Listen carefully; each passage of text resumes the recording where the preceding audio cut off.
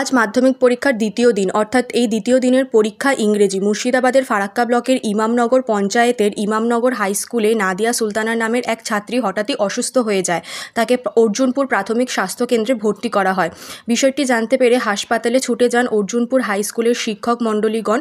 পরীক্ষা কেন্দ্রের বাইরে ডিউটিরত পুলিশ প্রশাসনের কাছ থেকে সমস্ত খোঁজখবর নেওয়ার পর ছাত্রীটিকে পরীক্ষা দিতে পারবে কিনা জিজ্ঞাসা করা হয়।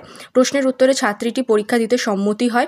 তারপরে ওকে অর্জুনপুর হাই স্কুলের ভিতর সিক রুমে পরীক্ষা দেওয়ার ব্যবস্থা করা হয় স্কুলের পক্ষ থেকে।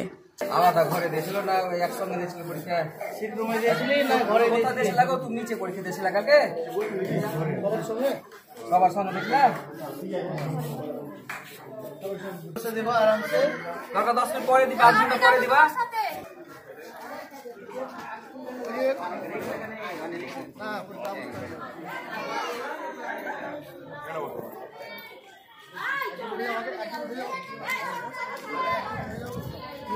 হাই মার্জিনা দি ওইদিকে বসো, ওইদিকে বসো, ওইদিকে বসো।